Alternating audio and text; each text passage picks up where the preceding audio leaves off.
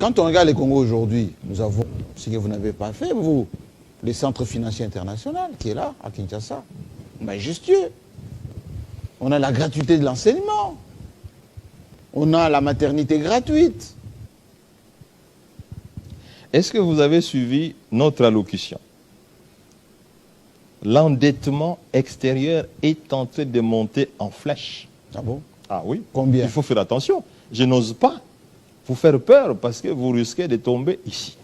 L'endettement est en train de monter. Vous avez laissé combien? Nous sommes à combien? Ben, écoutez, nous avons obtenu le point d'achèvement et on a descendu la dette extérieure de 10 milliards de dollars. On était aux environs de 4 milliards de dollars.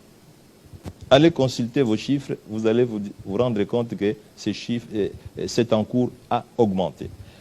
La différence la plus fondamentale, c'est que toutes les réalisations qui ont été faites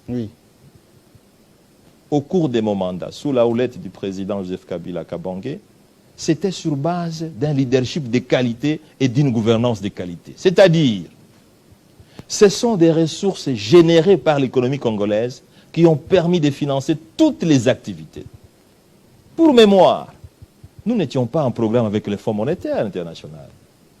Pour mémoire, nous n'avons jamais reçu un appui budgétaire ni de la Banque mondiale, ni de la Banque africaine de développement, ni du Fonds monétaire international. Le ministre Kazadi, qui est à votre place d'ailleurs, bon, il est déjà parti du gouvernement, tant mieux, mais tant pis peut-être, pour ce que on peut penser, mais il avait dit ceci, Matata Mpogno, il peut parler, il peut dire tout ce qu'il veut.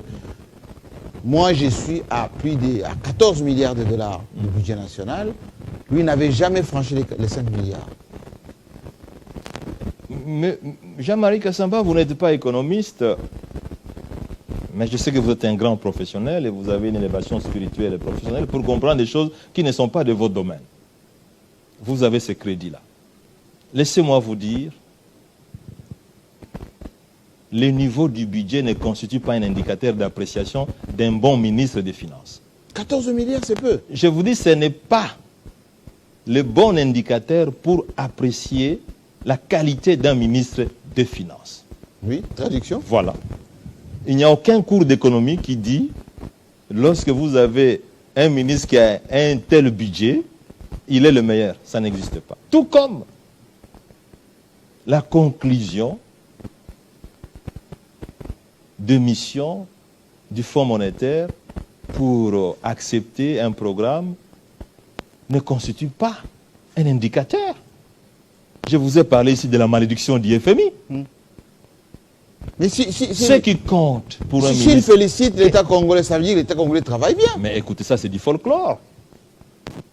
Ça c'est du folklore. Quels sont les indicateurs, Jean-Marie Kassamba? Là, nous rentrons sur l'élévation professionnelle. Quels sont les indicateurs clés qui peuvent permettre aux gens de dire c'est un bon ministre des Finances? La stabilité du cadre macroéconomique. Ça relève constitutionnellement de la compétence d'un ministre des Finances. Bon. Voilà, les choses sérieuses commencent. Alors, il a trouvé le taux d'échange à combien? Il a laissé à combien? Non, il a dit que l'économie doit fluctuer. C'est la fluctuation de l'économie. Mais ça n'existe pas en économie. Ça, c'est du folklore. La stabilité du cadre macroéconomique, c'est la fondation sur laquelle s'érige le mur de la croissance économique. Le mur de la création de richesses. Avez-vous une économie au monde qui a créé des richesses avec des taux d'inflation élevés? Avez-vous une économie au monde qui a un taux d'échange qui oscille chaque jour, qui a fait la création de richesses? Ça, c'est l'anti-économie. C'est l'anti-économie. Ça se vend sur le marché des ignorants. Le peuple congolais connaît ce que c'est la valeur d'un ministre des Finances. Il stabilise les taux d'échange. Il stabilise les prix intérieurs. C'était quoi votre secret, vous? Il paye le salaire, Jean-Marie Kassamba.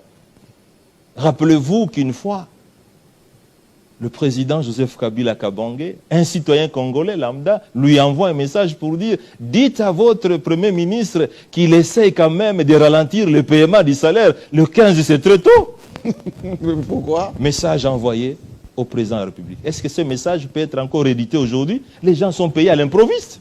Est-ce que vous savez qu'il y a des gens qui ont fait 8 mois, parfois 10 mois d'impayement.